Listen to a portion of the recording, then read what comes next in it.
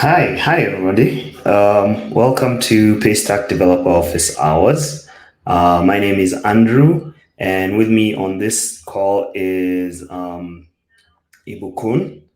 So we'll just give it maybe 5 to 6 minutes before we get started. In the meantime, I'd like you to get familiar with the platform. So on your bottom right corner, there's a bubble there called chat, and you can introduce yourselves there. Let us know where you're dialing from, and yeah, let's get to know each other. So I'm Andrew, and I'm with the DevRel team. I'm actually dialing in from Nairobi, Kenya.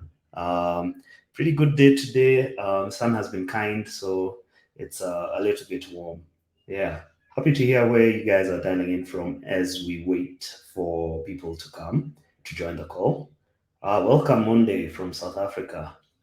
Wow, we have somebody from Virginia, Prasad. Welcome, welcome.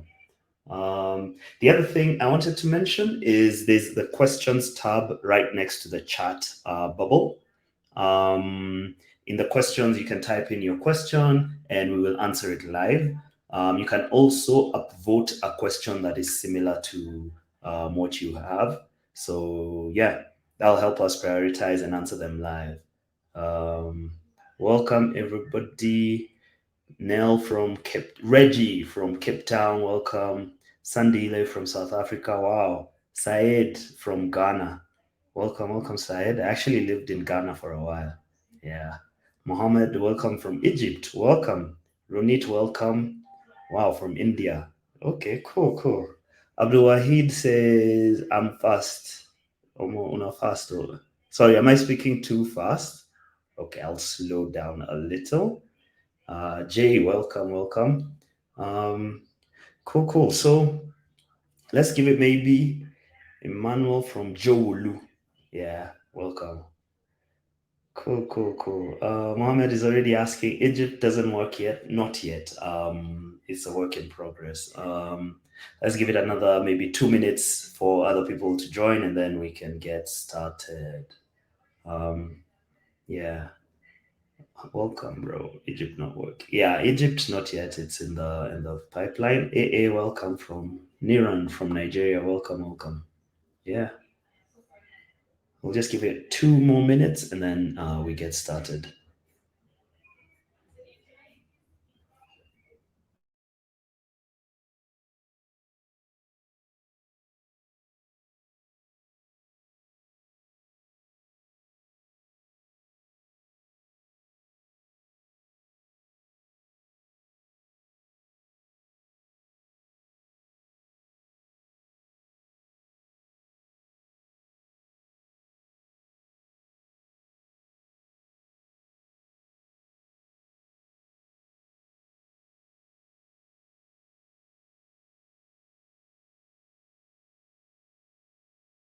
All right. Awesome, awesome. Welcome everybody. Like I said, my name is Andrew.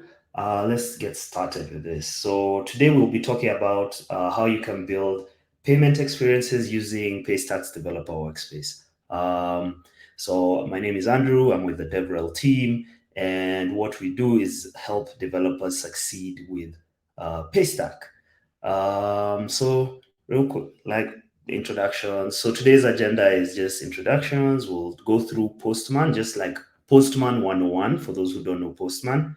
And then we'll go through the Paystack Developer Workspace. I'll help you guys set it up and show you how to set it up, the best way to set it up. And then we'll try and build something with the developer workspace. So we'll use one actual example and try put an app together or a simple API together, just so that we can solidify these lessons. The other thing is at the end of the session we'll have our Q&A, but in between the chapters, feel free to drop your questions. You can use. Yes, I am sharing. Prasad, can you see my screen?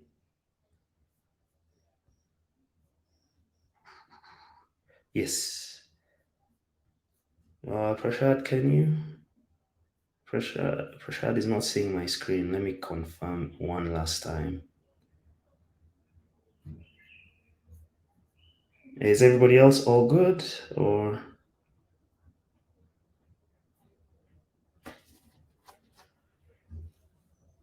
okay, so Prasad, maybe your internet has a problem. Cool. Yeah. Okay. So at the end of the session, we'll have the proper Q&A, but feel free in between the chapters, just feel free to ask any questions. Drop them using the questions tab right next to the chat. That will help in tracking, and you can upvote a similar question so that we know its priority. Cool. So let me just give you a brief intro as to what developer workshops are and what the benefits are. So the developer workshops is an opportunity for you developers to learn how to build using Paystack APIs. You can create various products, ideas, and experiences. So it's a hands-on session for different experiences you want to build. And this is based off of the feedback we receive from you guys because we are your we receive a lot of questions from you guys. We help you integrate. We do anything to help you succeed with Paystack. That is our job. So these workshops are more practical code walkthroughs, and we'll leverage all our tools like the documentation, our open source demos, and like today, our newly released Postman Workspace. Actually, I call it new, but it was released late last year. But now is when we want to see you guys using it as well and show you the best ways to go about setting up your Postman experience. Awesome. So, for those of you who don't know what Postman is, Postman is an API platform for building and using APIs.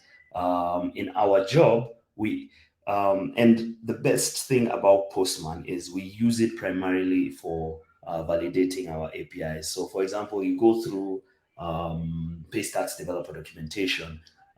Before you start implementing the sample codes there, just use Postman to test and see is what we are saying actually what is in the docs? Is what's in the docs actually what you're getting from hitting the APIs live? So Postman is primarily that's what we primarily use it for testing and validating APIs.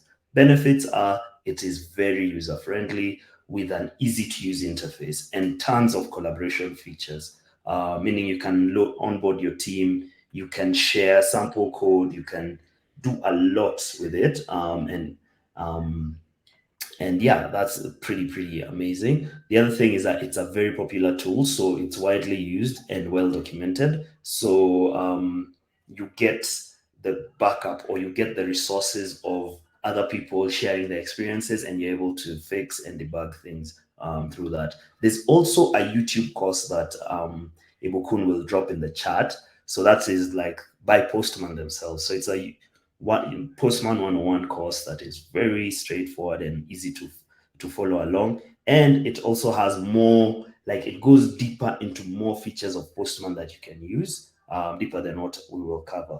And then finally, the best part about Postman is that it's no code. So you don't need to write code while you're testing APIs. That's the best part of it. I think even when building new stuff or integrating new APIs, first point of contact is always Postman, just so that you get an idea of what the documentation is. You get an idea of the differences between what's on the documentation and what's actually happening in the API. The second thing is that you're able to test, and I like it so that I'm able to play around with things to see, oh, if I change this parameter or change this parameter, what happens? So that's the best part about working with Postman. Cool. Neil asks, will this webinar be available on YouTube afterwards? Yes. Let me just answer this live. Yes, we will. We'll upload it on Paystack's YouTube, and we'll share even. You'll also receive an email at the end of the webinar with the link to the recording. We'll also post it on YouTube. Where else can you find it? We'll also have it on our Paystack OSS. So no problem, it will be available afterwards. Wow, everybody is upvoting. Yes. All right, cool. Yeah, so let's continue. So all these features, all these benefits of Postman, where does Postman and Paystack come along? So that's where we come with the Paystack developer workspace on Postman. So it's an improved API exploration experience just for you. To make it simple, is like some of the things we've added is we have now collections that have grouped. So we've grouped our APIs into collections that you can easily understand and uh, cross-reference with our documentation that I will show you. We also have use case collections. So use cases, for example, wallet apps, marketplaces, lending, betting, they share. There's some common APIs of Paystack APIs that you will end up using. Even if you're building if somebody's building, let's say, a savings app and somebody else is building an investment app, technically that can count as an wallet app. And even if you guys are approaching the problem differently, there are certain APIs or certain features that Paystack APIs help you bring to life. And so what we did is we gathered them into what we call use case collections. And you'll see that in a minute. In fact, I can drop the link to the Postman workspace so that you can begin exploring it as we go along. Let me just drop it in the chat.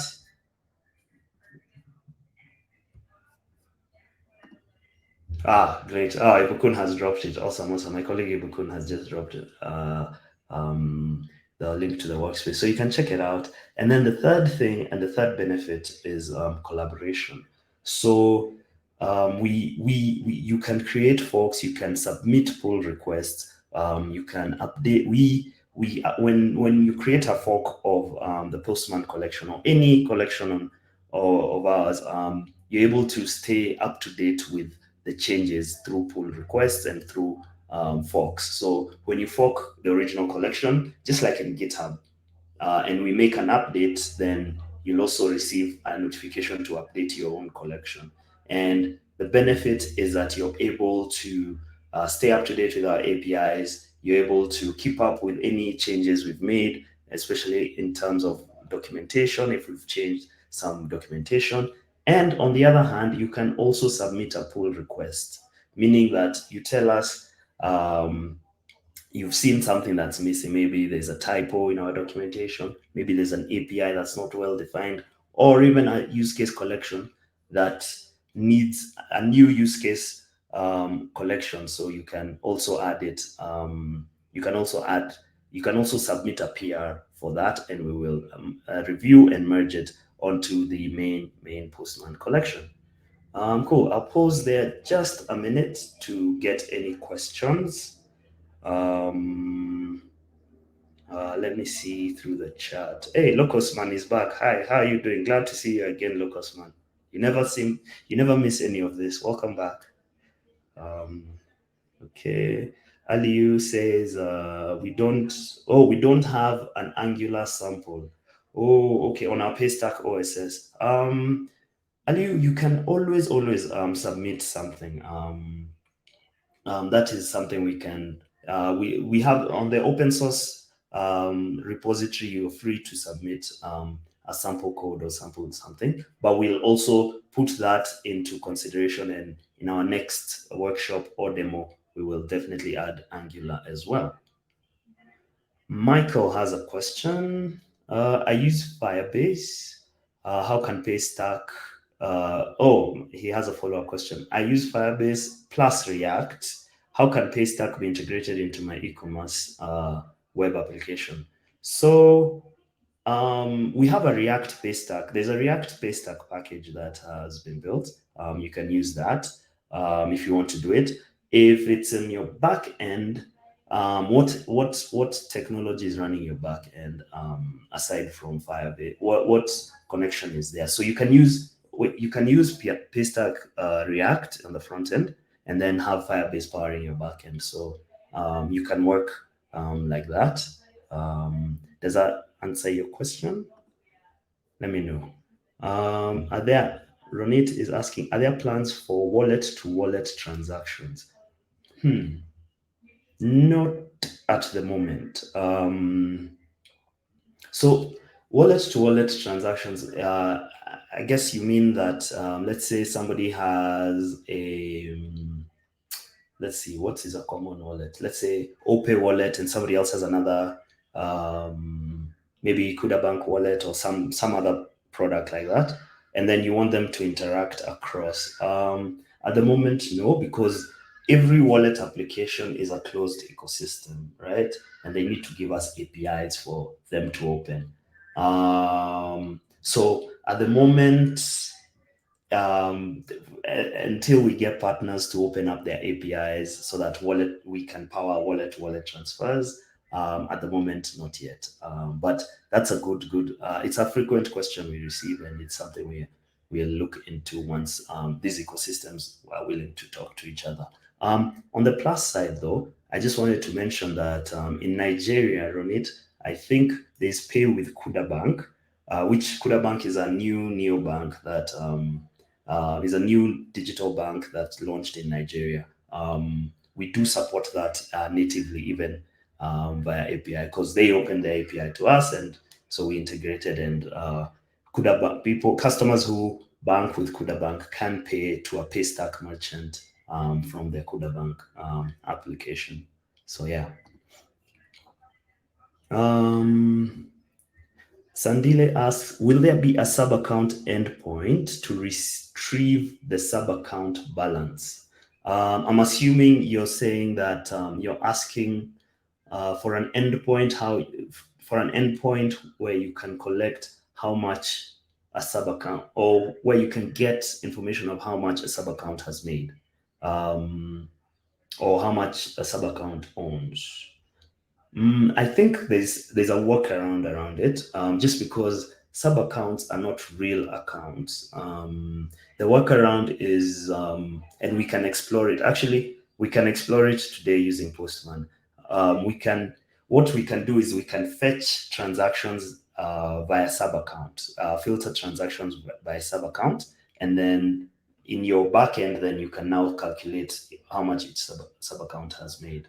But there's no direct um, endpoint. And also, sub accounts don't keep balances. Just to be clear, sub accounts is a way to split a transaction between the main Paystack merchant and another secondary account, the sub account. So we are splitting transactions that way based on how you've set up the split.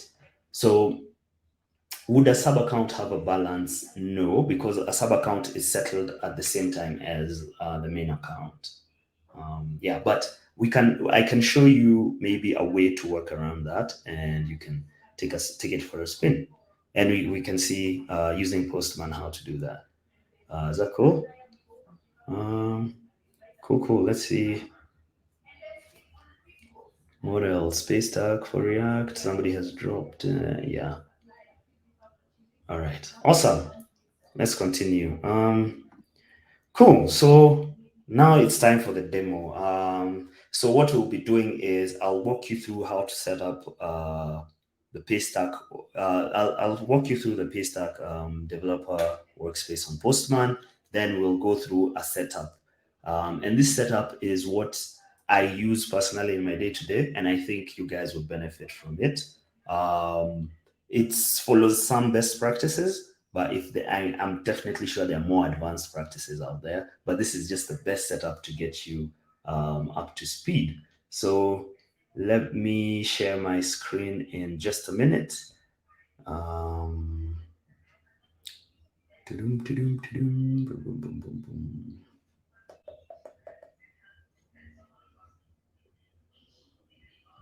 Mm.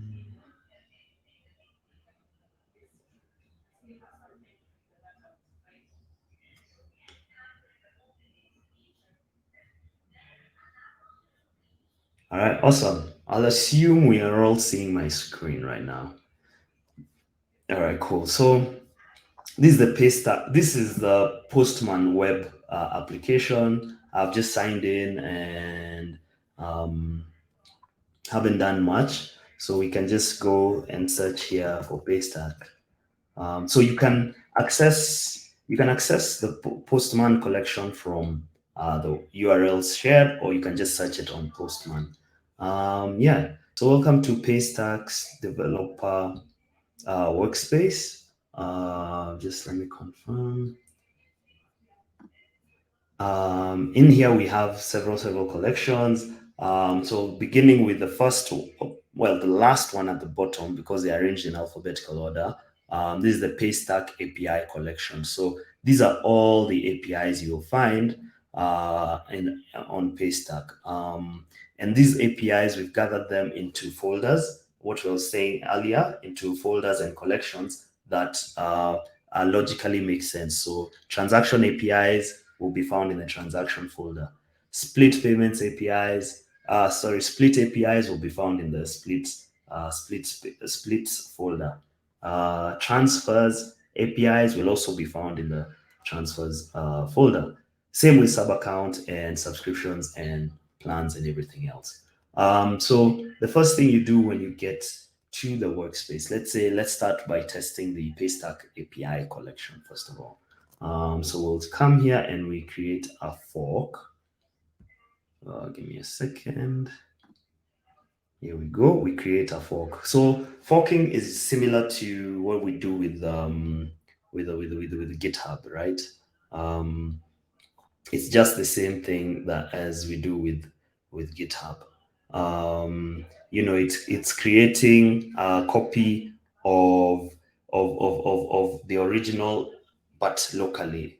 You know, if anybody, yeah, definitely most of us have worked with GitHub, so it's just creating a copy of the original over here, and then the important thing in my space, and then the important thing is to watch the original collection. Why? This now enables that power of automated updates. So pull requests, whenever we make an update, you receive an update on your own and you just pull it in. You can also submit and we'll review the pull request and accept it. So here's your fork. We can give it a good name, Andrew Workshop fork, and then there are workspaces where we'll include the fork. So we'll just use my workspace, and then we go ahead, fork the collection, give it a minute to refresh.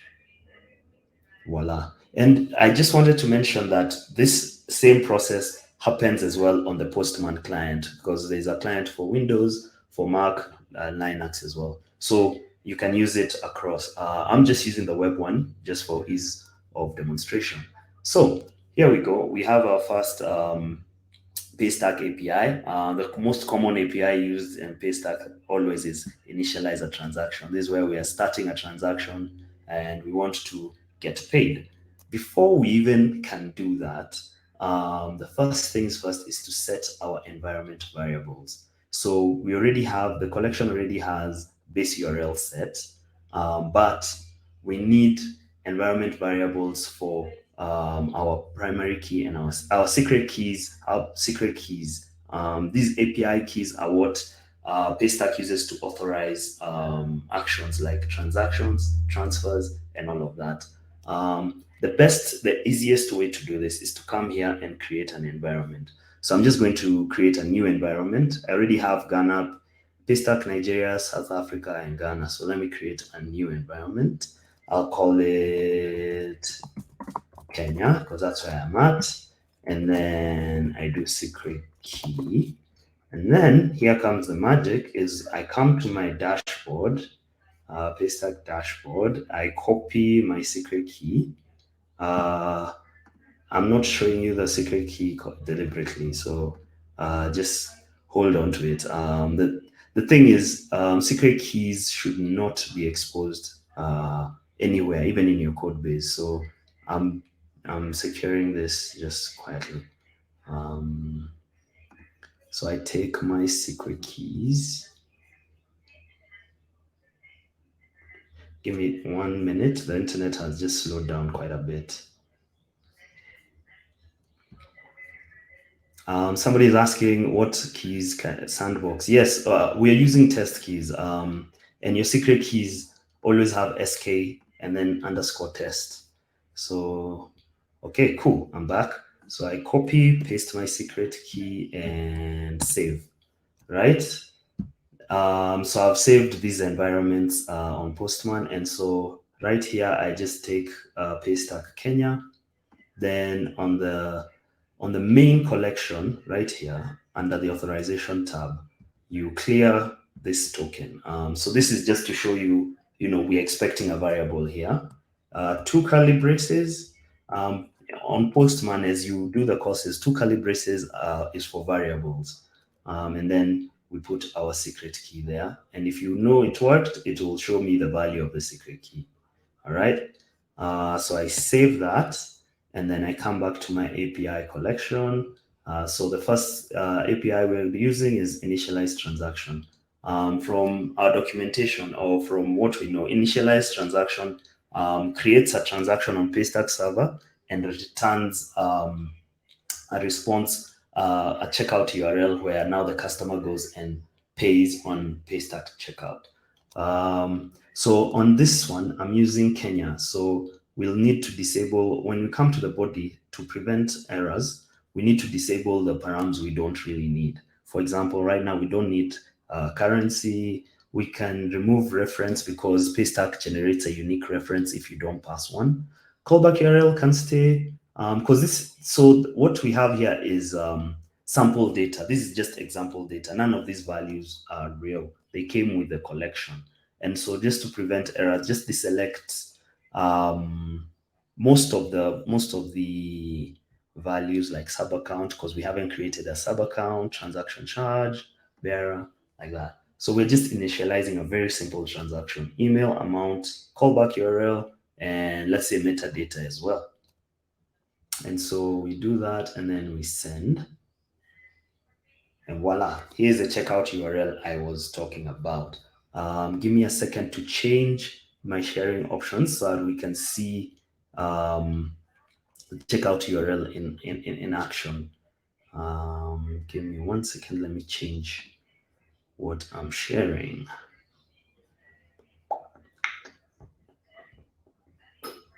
All right, so I'll share my window real quick. Sorry, apologies for the infinite screen. Great. So here we are. And so when I open the checkout URL in this my tab, this is what's loaded. So this is a Kenya shilling transaction with the Paystack checkout. So in Kenya, we support card and mobile money, which is M-Pesa, right? And you notice because I'm using my test keys, no real money will be charged, no real settlements will happen. And this is absolutely free. So we can test until the end of time. No charges come involved. So this is the first one. So the Kenya business. Now, back to my environment variables. Why did I go through the trouble of creating environment variables? Because of this. So let's say I'm fortunate enough, I get another gig and I'm told, okay, this time it's a client from, I don't know, Nigeria, for example, and they want to integrate Paystack. So I just need to, once I've added my secret key into the environments tab, I just switch to Paystack Nigeria and then I do transaction initialize and I open the checkout and our new checkout is Nigeria. So what am I trying to drive at here? Long and short of what I've just done is that you need to use environment variables for your API keys. That just makes it so much easier to test, to run your tests, to switch countries. For example, if you're supporting several clients who integrated Paystack or who want to integrate Paystack, it doesn't make sense to keep going and changing API keys every time. But if you put them in environment variables, that makes it easier. And you can use environment variables for many other things. You can use them for emails, for example. You can use them for amounts. You can use them for currency. So if I was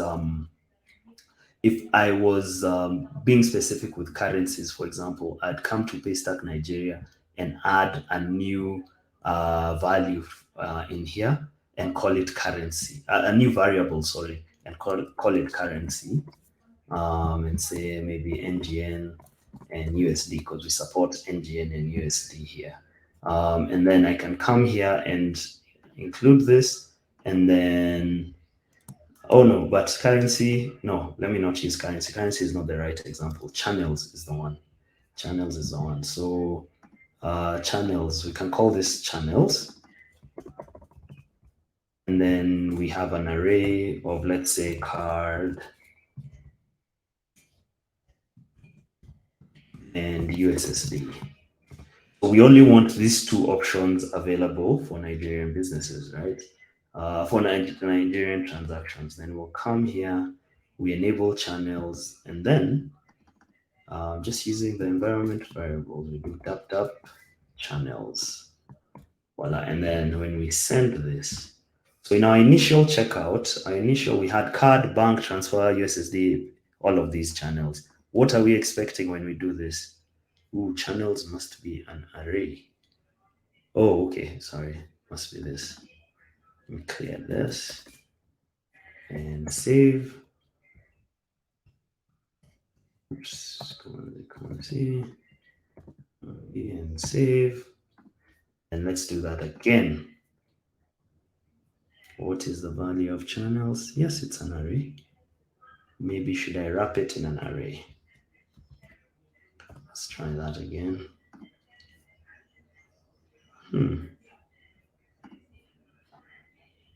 Anyway, we'll look at it again. I did this earlier and it was working. But anyway, we can use environment variables for all of these things. Let me stop sharing my window. Yes, so we can use environment variables for all of these values. I'll pause here just to take a few questions and then continue. Let's see. No new questions, comments. Does Paystack integrate with other commercial banks in Nigeria? Let's see this. Ayo is asking, does Paystack integrate with other commercial banks in Nigeria aside Zenith for USD DOM accounts? Yes, exactly. So yeah, right now we just support, as Ibukun has said, payouts currently as of this moment work USD with the Zenith accounts. It's not because we don't want to expand IO. It's just that has been the easiest this thing we've had. And then we understand the inconvenience. IO, we can also, there's a way you can, if you reach out to our team support at paystack.com, there's a way we can open DOM accounts, Zenith DOM accounts via Paystack. So please reach out and you will have somebody to help you out. Locustman is asking, and which works. My question is, Locustman is asking. Okay, so this is a good question, Locustman.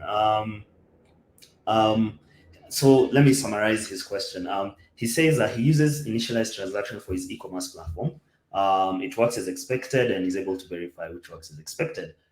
He's expecting payment for something different. For example, registration of classes. Am I supposed to use the same initialized transaction for the same transaction? So you can, if it's the same person, you don't have to initialize transaction again. You can use the charge authorization transaction, charge authorization endpoint. And I want to share this with you. Yeah, let's go ahead and share this real quick. So we've covered the initialized transaction, correct? We've been able to initialize a transaction. Let's complete this NGN transaction. We'll use card. Success. All right. So the email I used here was person at email. And so if I come to verify, sorry, if I come to did I set a reference? I did not set a reference. I can't remember the reference. But let's give it a reference. We'll call it 123 workshop. Initialize a new transaction. Here we go. Complete it with card. Success. All right. And then now I come here and I use the same reference, 123 workshop, to verify the transaction or to even fetch the transaction. We can use verify or fetch. I'll use verify 123 workshops, and here's the transaction. So with charge authorization, you don't need to make the user enter the card again. You don't need to use initialize transaction. Instead, what you do when you get the verify, you save the authorization. So there's this authorization code. This is what you'll send to us using the charge authorization endpoint. Let me just show it to you. So we'll take the authorization code. We'll come to charge auth. Here is the body. Let's clear. So person at email is the value is the email we were using. The amount we want to charge. Let's change this to maybe 247,247, and then we paste the authorization code right here. We'll remove all of these just because we haven't set them realistically, and then we send the request to Postman, and now to Paystack, sorry, and now we've charged this customer, the same customer, a new amount, 247,247. So what is the authorization code? You just ask. So the authorization code is a tokenized version of the card. As you can see, it shows the last four expiry month, expiry year as well. And so when a customer pays you via card, the next charge, you don't have to ask them to input their card details again. Instead, you can just use the charge authorization endpoint, send the amount, email, and the authorization code, and they'll go through. Yeah, and the transaction should go through. Cool. So we've explored. Oops, sorry. So we've explored the first half of we've explored the first half of setting up the environment and testing Paystack API. As you can see, we've used environments for testing different countries, different markets. We've verified a transaction, and then we've charged the transaction. So we've used the authorization code. Ideally, this experience is similar to when you're using like Uber or Bolt or Taxify and those people, is that at the end of the trip, you don't enter your card details again. Instead, once the trip has ended, Uber, Bolt, and them, they just send us these three details and we charge the card at the end of the trip. Awesome. So let's go back to the other feature we mentioned of our developer workspace, which is um, the use case collections. Ta-da. Back to our workspace. Great. So for use case collections, the difference between the Paystack collection, which we had just now, and the use case collections is that use case collections have a group is grouped has a collection of API common APIs used per use case. So online marketplace will need a sub accounts, will need split payments, will need initialized transaction, and will need refund. So these collections are what we think most marketplaces, for example, or most wallet apps need to get started with Paystack. We've documented the APIs as well here.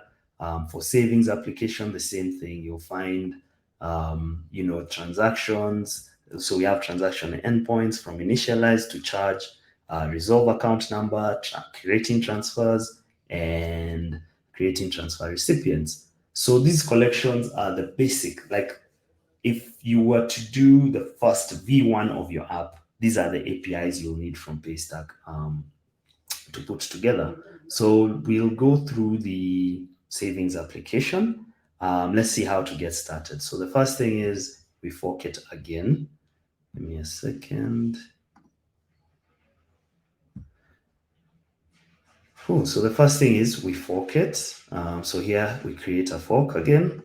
We'll call it Andrew's Workshop. Okay. And you can give it any name so that to help you remember it as well. Again, always important to watch original collection and then click on fork collection. Let it load, let it load. Voila, we are on. So one other thing that I'm not patting ourselves too much in the back is that we've documented the Postman collection very easily. We also have snippets to help you understand how each API or each API works for the particular use case. So we'll just go through this and show you. First things first is the authorization. So once you forked it, it's here. You need your authorization. Like we did in the original Paystack collection, we just took curly braces and search for secret key. Oh, we don't have environments here. Oh no, here we go. So we can set for this one. Let's use Ghana for this one because we have people from dialing in. So we'll do that and then secret key. And then you hit save. Remember to always hit save just so that the collection updates and learns to use this, uses this secret key. And then we'll come to the transaction, initialize the transaction. Again, just clear out any params you don't want to use. So these ones are just contained from the Open API spec where we generated these files, these examples, and it's sample data to give you an idea of what this value expects, as well as there's a description here on the side. So it's just to show you, oh, this is what we are looking for, in case you're not too sure. So we'll just initialize a transaction, send it there, and here we go. We have the authorization URL again. So now for a wallet application, this we'll assume this is my first time. Person at email, it's their first time transacting with this wallet business. And so we want to make sure they enter their card details, right? We can also use these card details there, or we can just use the test cards over here. And so we charge that card. Then they're redirected to the callback URL. So in case you see this, it's just because of the callback URL parameter here. Then now we do another charge authorization. So like I said, charge authorization it's returned from the what's this thing called? From the webhook, as well as the verified transaction verify or transaction verify endpoint, right? Or even fetch transaction endpoint. So using this reference here, let's get the authorization code for that transaction. Now that person at email is paying a Ghana business, the authorization we used in the first example will not work here. So authorization codes are tied to integrations. So I'll come to verify transaction and I'll put the reference here. Remember to remove the full columns because the column just indicates. So let me just show this as an example. So when you come here, by default, you find the colon. The colon is just to indicate this is a variable. So you can delete the full colon and put that in and then send the verify call. Boom. Here we go. And then the authorization object, here we have it. So we'll take this auth code, come back to our charge authorization endpoint. Now, in this scenario, the customer has come back to top up their savings. And therefore, they don't need to enter their card details again. It's not right. It's too much work. So to automate it, they just tell us, yeah, top up savings with this amount. Let's set it at another number. 1, 2, 3, 4, 5, 6, 7. This time they have made money. Notice that amounts are set without cents or without CDs and pesos. It's all in pesos, so it's all in the lowest currency unit. If it's in dollars, it's in cents. If it's in naira, it's kobo. If it's rand, it's also it's also, if it's rand, it's also in cents. So all currencies should be in the lowest currency unit. So that we're charging them 1, 2, 3, 4, 5, 6, 7 pesos. For quick maths, I think that's 12,000 CDs or thereabout. Yes, I think it's 12,345 CDs. And voila. So with just a tap of a button, we've charged them again. And then now we need to do transfers. So this is the transfers APIs we're using.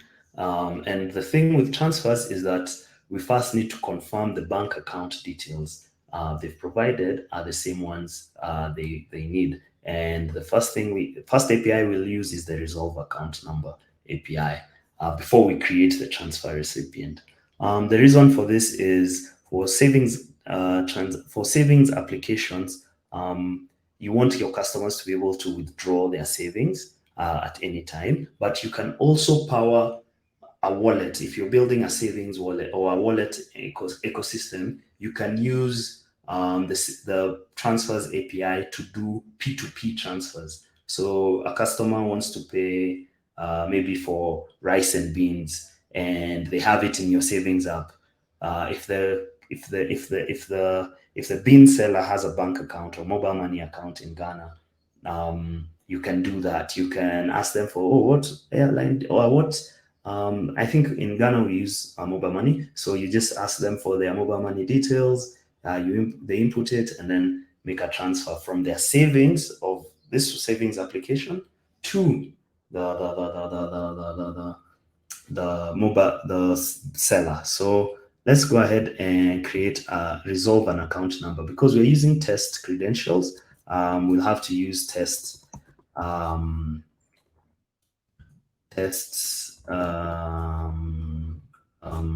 our test credentials. So we'll just pick a mobile money or account. Give me 1 second. So we'll resolve an account number here. Oh goodness. Right. And the bank code, we get bank codes from the main API. So let me try and find where we'll come back to the main API. We have the fetch banks API that will tell us will give us the bank code. So we want country Ghana because I took Ghana, and then we say fetch. Okay, it has given us the banks, and we are looking for mobile money, which is MTN. So we'll use the code it's actually just MTN. So we come back to resolve account. No, bank code should be an integer. So the ID, the code is MTN. Okay. This is the code, MTN, and we resolve. Good. So there we have it. We've resolved our test account number. It's working. And then now we can go ahead and create the transfer recipient. So back to our collection right here, we're creating our transfer recipient. So we'll use the details we got from our resolve account to create our transfer recipient. So we'll use the account number, that, and the bank code as MTN.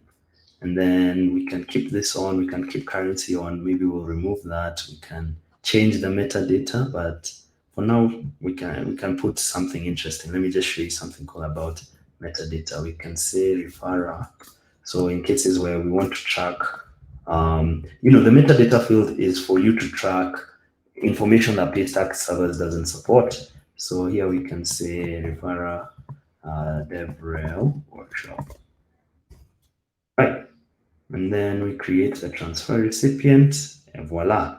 So now this is for this customer can either cash out. So this is where we will transfer their savings to, or if they want to pay somebody, P2P transfers almost from the savings app to somebody's mobile money account. So to initiate a transfer, there's two things we need.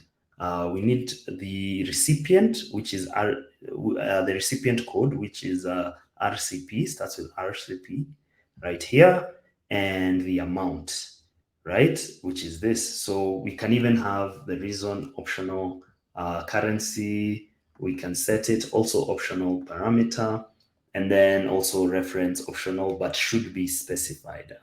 I think it's good to specify transfer references so that you don't retry the same transfer twice, right? So we come to the recipient code we've just gotten here. Collect that, paste it in our collection right here, and we can say withdraw, savings withdrawal.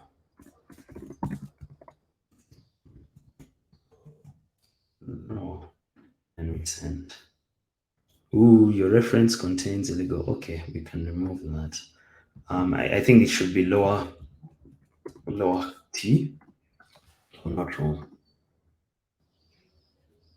Voila.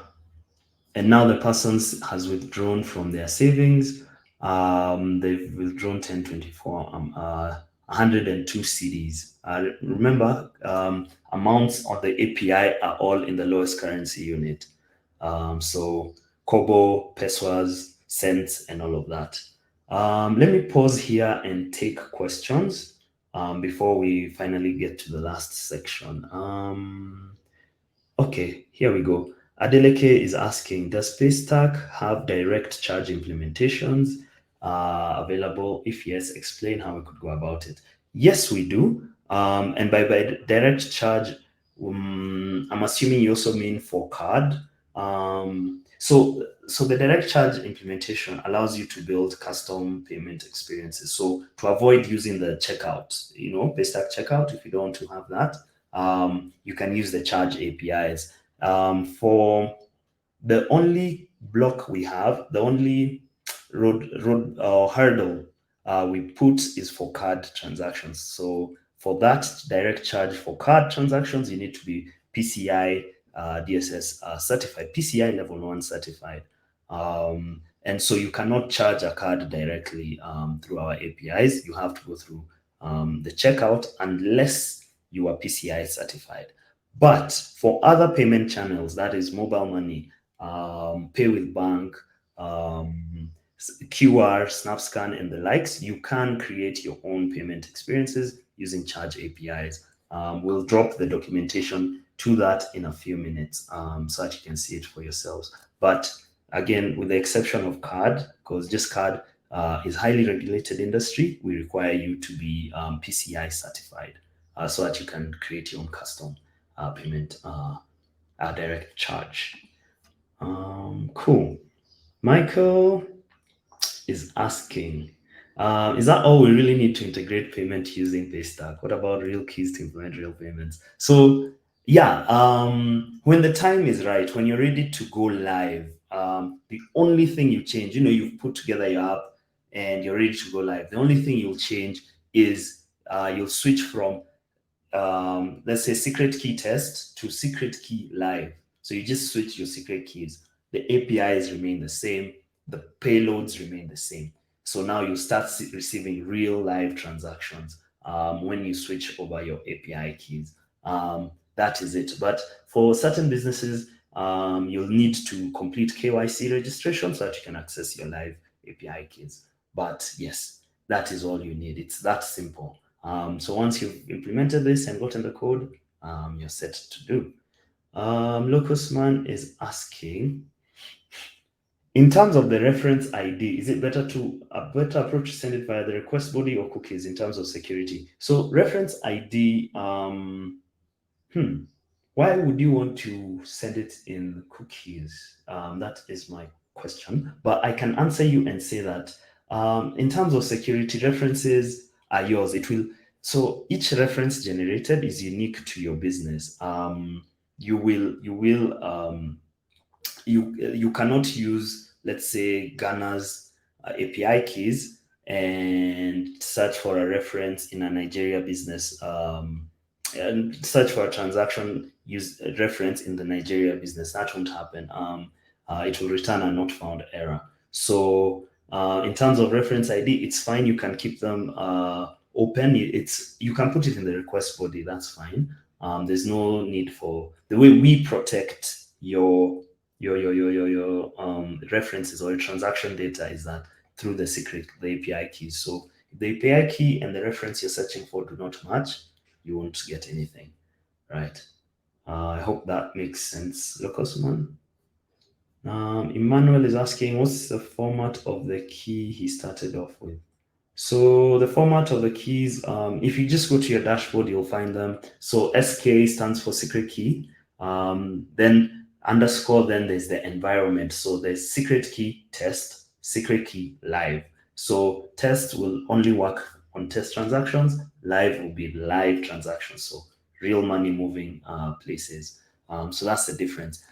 One thing I should really emphasize on is always keep your secret keys out of don't publish your secret keys anywhere you wouldn't want them to be seen. So in your GitHub repo, do not put your secret keys. The best way to do that is to have them as environment keys, and then you share it with the particular person who's using it. So if somebody is using your if you've hired a new developer and they clone your project, right? They shouldn't be able to run the project or directly before they get the environment variables, which you'll send to them separately. This is just one of the ways to secure your secret keys. So please do not check your secret keys into any GitHub repository. Um, yeah, other questions coming in through the chat? Okay, none for now. None for now. Okay, cool. So the last thing I wanted to show with Postman is which I think is pretty cool, but I rarely use it. Is the code generation. So Postman has this panel. So after you've entered the right things, right? Has this panel where you can get code snippets of what you've just run, of the test you've just run in different languages. So in C Sharp, Curl, Dart, HTTP, Go Native, PHP, Python, R, Rust, whatever scripts, you can generate the scripts, take them and use them now to solidify your API. So there's a sample app I had done so we can just demo this real quickly. So we'll just take let's use Node because I know Node a little bit better than I know other things. I'm not very yeah, so we can use Node. So we'll just copy this. Again, just a reminder, right? Don't have your secret keys in your code directly. Use environment variables. So we're just going to have this. So I've just created a simple. Sorry, just realized I'm not sharing what I'm doing here. Give me 1 second. Let me change the screen sharing.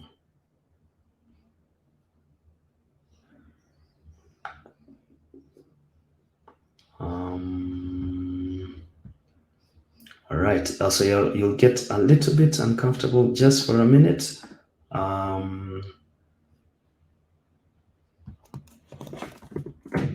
Just for a minute. Padam.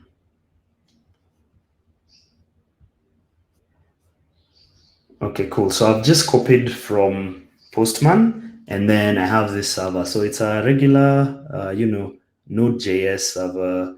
Nothing special. It has this endpoint post, and it's calling Paystack. So we'll just clear this.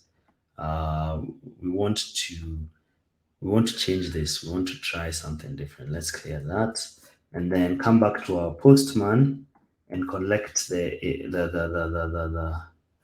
appropriate things we need. So we already have this. So we need this part, the requests, right? So this is what we need to power the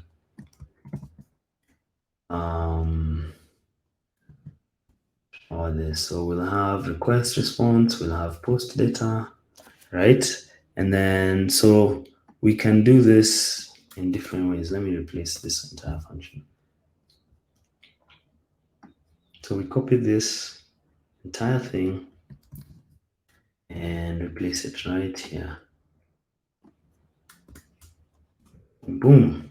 Now let's go through it and change things. Remember, do not put your secret keys in your code. So don't worry, this secret key, I'll invalidate it in a few seconds. So no need to copy it. But anyway, the best thing to do is to remove it there and come put it in your environment here. So we can put your secret key there And then how do you refer to it? So you've imported .env, then you come and you pass it here. So you can pass it like this. And dot paystack secret key. Okay, so that's the thing I was saying, that now this your environment files shouldn't be checked into your repo. So because this is just an example, it'll be there, but in your git ignore.env files are always ignored, so they shouldn't be put in your code sample. And then so now we have fs. We're just importing. This is the headers. These are the transaction header, the headers, and the most important part is the authorization header. And then we are creating the request, so it's forming the request body. And then now this is the data, and then we're sending it to Paystack API. Right, path should be transaction initialized. So here we need to add API dot. We need to add this on the path for it to work. Right. And that's it. So now we have a basic server that is able to post transactions. So using Postman, we'll just test this endpoint. We'll do that. And then we create a new request. It's a post request. And we say local host. My server is running on 3000. And then we paste the endpoint. In the body, we already have these values here, so we might not need to put them in the body. Now we can just send it as it is. Actually, we can just call our post and send. Oh, I know why. Okay, so the reason why this won't work is because your web postman on the web doesn't support localhost. It can't contact localhost. So that's when you're testing your local integration, make sure you use your Postman client. And so, but just basically, that's just the. Let me stop sharing. That's just the gist of Postman and what we wanted to take you through. I would have loved to show you that last snippet. It's just that I don't have my local client working right now, and so that's why. But we will commit. I will send the code sample onto our Paystack OSS repo, so you'll be able to find that. Thank you very much. Now the floor is open for Q&A. Feel free to shoot your questions. Let's do this. Yeah, exactly. Bukun has already posted where the Node.js sample app is. So Joshua is asking, I'm working on an escrow app. Is it possible to automate the charge? On escrow complete, send price to buyer and fee to platform. On sending to the seller, verify the account, then send the total amount. Trying to figure out the logic since there. Okay, cool, Joshua. So what you're trying to build is an escrow application, right? And you want to charge the buyer, but hold the money until the seller and the seller has completed, satisfied the buyer's needs, and then you send money to the seller. Yes, that is possible. Let me just do this. Let me use Postman just to show it to you. So charging the buyer, let's use the main APIs. And this is a good example. We can actually create a collection for escrow services. So thank you very much for your question, Joshua. So charging the buyer is transaction initialized endpoint, right? The buyer pays. Now, what has happened is that you've received it. How will you know what the person has bought for? This is where the metadata comes in. And so you can put all these details. You can put the cart, you can put, which buyer he's bought from, even the items he's buying, the customer is buying, okay? So you charge the customer and then you've received the money as Joshua. The next thing is, how do you now pay upon Once you've validated that the seller has met the buyer's agreement, the first option is you can use transfers. So when the seller is being onboarded to your platform, you collect their bank details, then you resolve their bank details, right? After you verify their bank details, and then you create them as a transfer recipient, right? Once you've created them as a transfer recipient, once the buyer has said, yes, I'm good, we're good to go, then you just initialize a transfer straight to that recipient with the amount set. So that is the logic of building an escrow service on Paystack. So that's how you can do it. Um, yeah. Michael is asking, connect our e-commerce React Firebase with Paystack from scratch. I'd love to integrate the SEO services. Okay, Michael, we can do for now, because we are so many people. Maybe you can reach out to tech support at Paystack, and somebody will be able to help you out with connecting React to your Firebase app. Generally, I'd say that. There's a lot of tutorials on React and Firebase. The thing that you just need to do is, once you've connected React and Firebase, is figure out where does Paystack sit in that mix. And feel free to reach out to tech support at paystack.com. There's a lot of people willing to help with integration guidance. Okay. Locusman is back again with another question. Shed more light on after initialize verify charge.